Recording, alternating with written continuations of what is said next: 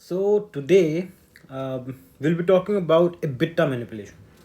I'm sure everyone have already heard about EBITDA, especially during those Shark Tank pitches.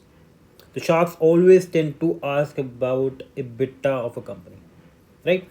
So today we'll be talking about how this particular number, EBITDA, is manipulated and how companies make their profit look better than reality, right?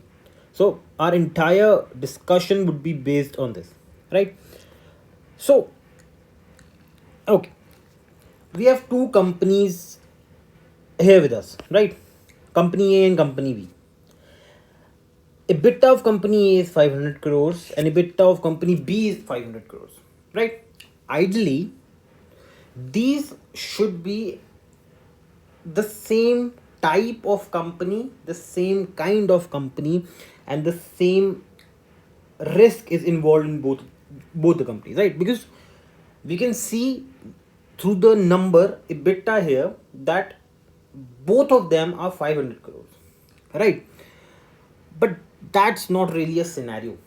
See, I'll tell you why this is a problem with the help of a very simple example.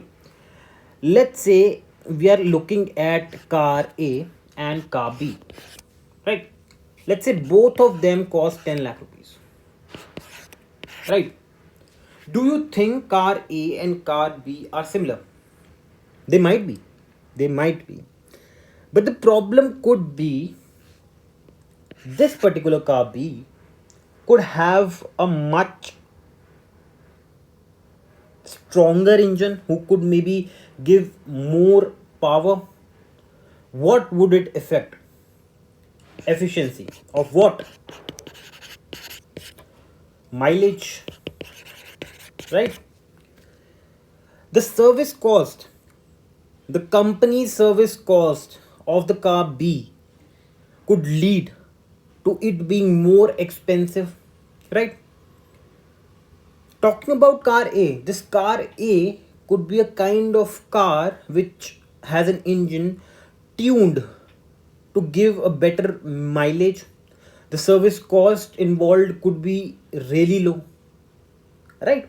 So just by looking at a number we can't really judge what the company has to offer as well. See, if you have to and if you want to understand what EBITDA actually is, let's first understand where it comes from, right? So basically what is happening in EBITDA is we start with revenue in like the most common income statement, right? We have revenue. What we basically do is we subtract operating expenses from it, right?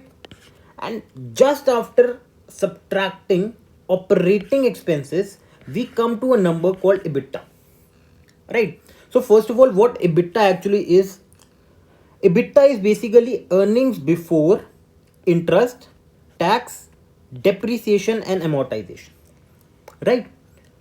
Now we have subtracted operating expenses. So what EBITDA actually tells you is if the business core business is profitable or not. If you are just looking at this picture, what is it telling you? You are doing a sales of 1000 crores, operating expenses, all the salaries included, everything which is directly, of course, which are directly linked to that particular product, the inventory, the cost of goods, everything cost 500 crore, and you end up with 500 crores of operating profit.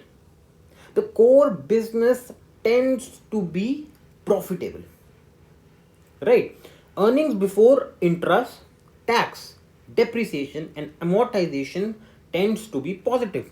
This means that the core business, see, business is all about selling and buying, right? How you do it is something that makes it different. But if I'm buying a thing for 5 rupees and I'm able to sell it for 10 rupees, I am able to sell it for 10 rupees. This means that the core business makes sense, right? So this is the reason why we look at EBITDA. So basically we have revenue, total sales or income, we subtract wages, rents, selling and general expenses and administrative charges. We stop before depreciation. Now depreciation, remember, is a non-cash charge, right? And then we end up with EBITDA, right? Now, why investors love EBITDA? See, if we read this, EBITDA wasn't invented to deceive, but it does. That's the problem. EBITDA as a value only and only tells you if the core business is profitable or not, and nothing else. It has nothing else to tell you, right? See, the problem is business on works with money, right? Now, talking about a company which is capital intensive, which companies are capital extensive? Let's say, for example, steel. You need big costly machineries to open a plant to process steel. This particular company would need extensive capital requirements. How would they get those capital? The simple answer is debt, right? Now, talking about a company which has an asset light model, let's say a tech company, the investment in terms of capital required is quite less as compared to a steel plant. So that's where the difference comes in. So when we are doing this particular comparison between company A and company B, we have to first make sure. See, if company A is a steel manufacturer and company B is a tech firm, the comparison is not fair at all. See, what will happen of this 5 crore is we have debt obligations. We have debt obligations. The tank company has no debt obligations. Hence, what will happen? Let's see. See, in this particular case, what is happening? See, depreciation. Again, depreciation of plant, property, all the assets basically, right? So again, this would be there in tech form as well, but the amount would be much lower. After depreciation, we come to EBIT. So EBIT is basically earnings before interest and taxes. We have taken care of non-cash expenses, that was depreciation. Now we have landed towards EBIT, right? We still have a EBIT of 400 crores. But then comes the game changer. This 350 crores out of a 500 crore core business profit. This is something. This is not a red flag, first of all. This is not a red flag. This is how companies operate. This is the nature of business of that particular industry. All the companies working in that particular industry would have similar expenses and obligation to fulfill. So balance sheets of those companies would look alike, right? The problem could be in that particular, let's say, steel company. So the problem would initially arise in this area as well. If you are comparing EBITDA of a company, right, in the same industry, the lower one is already struggling to make the number look attractive, right? But this interest income, right, and such a big depreciation amount, this is basically a problem for what? Net income. That's it. See, the problem is this 100 crore revenue looks really good, but actual profit, the actual net income after all expenses, taxes are taken care of, is just 30 crores. That 500 crore doesn't matter now, right? So this is where the debt differences come in. One company may carry significant debt, another may be debt free. Net income penalizes the leverage firm. What is leverage firm? Leverage firm is basically a firm that has leverage opponent that have debt, right? Even if the operations are identical, because due to the property of company being leveraged, it drains out the operating profit through interest obligations. Another difference, see, EBITDA, EBITDA, right? We have taken care of interest. Now let's talk about tax. See, taxes are something that is not universal. It depends on city to city, it depends on state to state, it depends on country to country. So that is a very big problem, right? The variation, the difference across region and industries as well, not particular to regions but industries as well. This is what create discrepancies in that. See, again, if we look at that, let's say a firm has firm is a maybe a, let's say, working in renewable energy sector. Let's say the company are making provisions to make sure that company pays no tax at all. See, this 20 crore rupees would additionally gain the net income and make the profit look bigger of 50 crores, right? Now, accounting policies. This depreciation that we talk about, that was 100 crores in the example that we talked about. See, this depreciation have three methods. The companies are free to choose which method to opt for, right? And that creates a discrepancy. If we are comparing a company through net income and they both are using different depreciation methods, they won't be able to compare. But depreciation is a non-cash expense, it still would be reflected in the net income. So what we basically do is, due to these variation in depreciation, taxation and interest rates, we want to look at a figure that is common for all. The core business revenue minus expense, which is EBITDA, helps to make sure that all these differences are not accounted for, right? Now, the problem is when we are looking EBITDA as a separate number and nothing after that, right? If we are asking additional questions about debt, about taxes, about the accounting policies, then we'll have a good picture.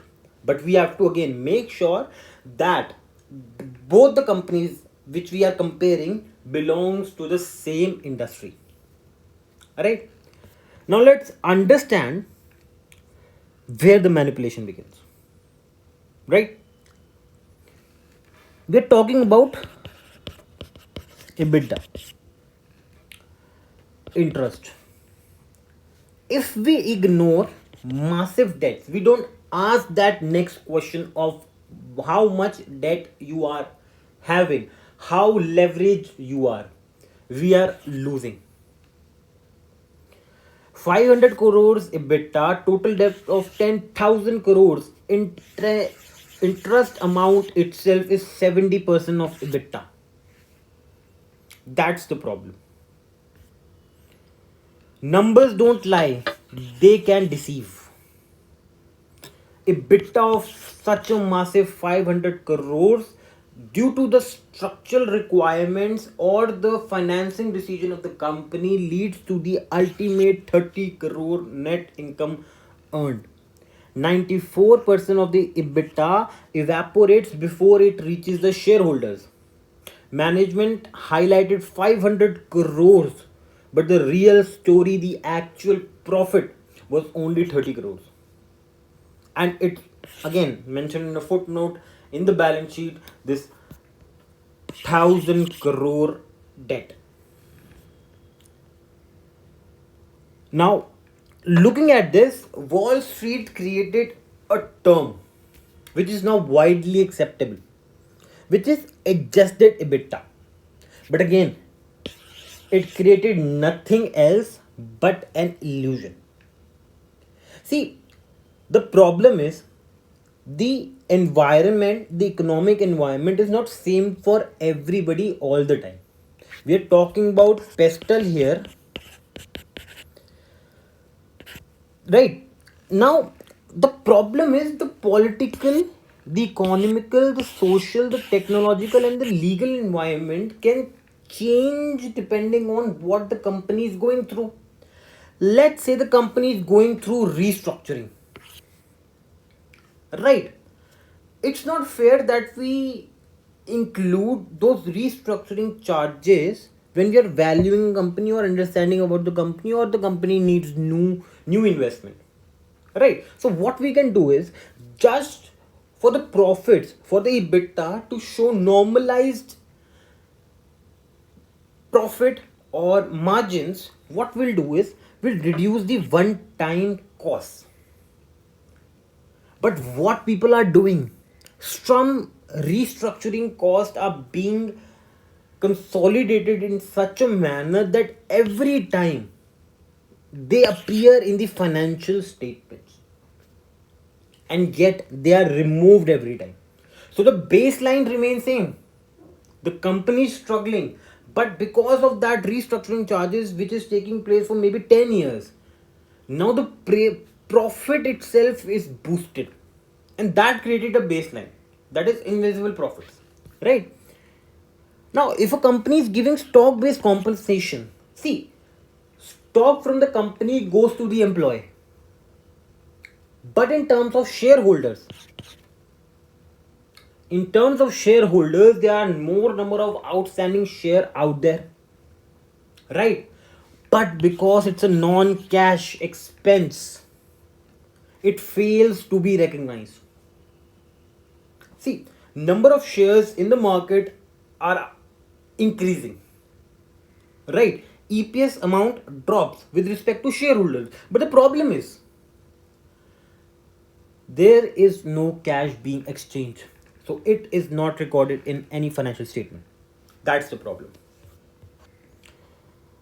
Legal and litigation expenses. See, a company might be facing a lawsuit, and what we do is, see, lawsuits are tend to be temporary, but the problem is some lawsuits tend to go on for maybe 10 to 20 years,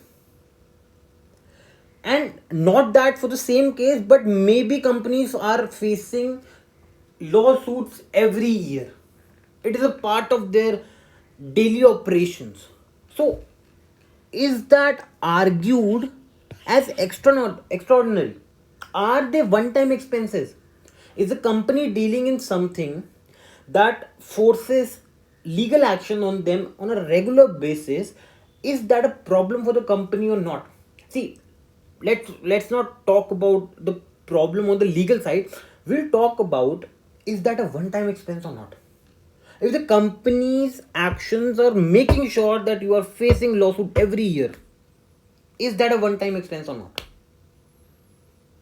But an overall category, an overall definition tends to make legal and litigation expenses as to be recognized as one time expense. That's where the manipulation, our topic is EBITDA manipulation. That's where it creates a problem. Integration and M&A costs. See, serial acquirers, what they do are actually acquiring companies on maybe a daily basis. So it should be a part of their daily operations rather than being considering into a one time operation. But again, because M&A costs have the nature to be a very small portion of a enterprise lifetime, we consider M&A cost to be a one time expense, and taking that favor from the rule book, serial acquirers are able to escalate integration cost every year. which is doing nothing but inflating EBITDA permanently. This is what each and every one of these things are doing. Right? So let's take a very particular case study example to understand what is happening. See, WeWork went a lot ahead and much more deeper than adjusted EBITDA itself. Adjusted EBITDA was created by the Wall Street to emulsify the illusion, but WeWork went ahead and made something called community adjusted EBITDA. What it really did was it made that metric up, community adjusted EBITDA, which was a proprietary non standard figure which excluded major cost. They were pitching on a number that was not accepted by everyone in the market, and that too they did before their IPO. That eventually exploded weeks away from their IPO. Losses were staggering, and a creative metric design led to this blunder.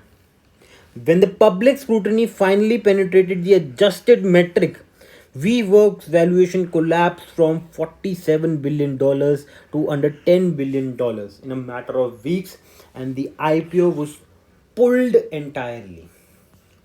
Billions in real losses, enormous lease obligation, and no credible path to profitability was found because they created a metric of their own which deceived the public. They invested in the company, and when the true picture came, the IPO was pulled entirely. Right? So the lesson is metric should clarify reality, not engineer a version that serves the management narrative. Right? So, how should a smart investor see through EBITDA? Even today, EBITDA and adjusted EBITDA remain the dominant metric in tech PE startup valuation. Entire acquisition are priced using EY EBITDA multiples only. This is a very big multiple in comparative valuation. Right? So, in order for you to make a valid, valuable decision when understanding and playing with numbers, you have to ask follow up questions. What are these questions? How much debt exists? I taken care of? What cash is actually being generated? Effect of tax and depreciation taken care of. What capex is required in future? Are the adjustments truly non-recurring or not? What does free cash flow looks like? Ultimately, whoever goes from EBITDA to free cash flow wins. See, cash is something that will always give you a clear picture. I gave this example in the previous video as well. You might have a revenue of 100, your expenses might be 95, you might earn a profit of 5. But if your accounts receivable says the value of 95 rupees or maybe 97 rupees, everything stops making sense. You have to be liquid, you should be liquid. Now comes the alternative or maybe an extension to EBITDA to save yourself from EBITDA manipulation. That is free cash flow. It basically tends to reduce. So we have EBITDA will reduce interest expenses, will reduce the taxes from it, will add on non cash expenses, that is depreciation, right? Will subtract or add on changes in working capital and will reduce the capex. This is the formula for FCF. We are taking into interest, we're removing it, we are removing the taxes, we're adding on the non-cash expenses, we are adjusting. See, if we are using FCF as a valuation metric, we have to make sure the moment we take over the company should already have some cash in order for its operation to keep on going on. It's not like we bought a company for 100 million yesterday and today, in order for the company to survive that very day, but the very next day, we don't have working capital. We have to have additional 100 crores of working capital just to keep the company running. And then we'll have to make sure all the capex for the future, viable future, is taken care of already. So, EBITDA measures the operating earnings before interest, tax, depreciation, and amortization. It is an accounting construct useful for comparisons but easily shaped by the management choices, adjustments, and exclusions. Free cash flow measures actual cash remaining after operating the business, maintaining its assets, and real world reality check. The number determines whether a company can pay its people, services, debt, and return value to shareholders, which is the ultimate goal, to keep the company running for a viable future and to actually make the shareholder value. This free cash flow ultimately reflects the true liquidity position of the company, accounts for the capital expenditures in extreme, and it is extremely difficult to manipulate. Right? So, companies survive on cash and not EBITDA. EBITDA is a very good metric. It's not that it is of no use. It's excellent tool for comparison, but only and only if you are able to ask the right questions. Without that, it is as misleading as it could be. So, don't ask what the EBITDA is, ask what it's hiding. EBITDA is 100% useful for understanding the operating efficiency. See, if you are using metric in a way it is supposed to be used, then it all makes sense. EBITDA alone is not telling you about the financial health and the financial decisions of the company. That's why the other questions have to come all together in order to make the bigger picture more clear. EBITDA has a limited potential. It ignores the debt burden, capital requirements, and the actual cash that is being generated, which actually helps in survival of that company. We have understood how EBITDA can be misleading, especially the adjusted EBITDA, and especially what WeWork did with its new kind of EBITDA. Right? The biggest danger in finance is not bad numbers, it's incomplete numbers and the confident presentation that makes you stop looking for the rest. Always examine debt levels, free cash flow, capex, quality of every one time adjustments. The full picture is always worth finding. Thank you.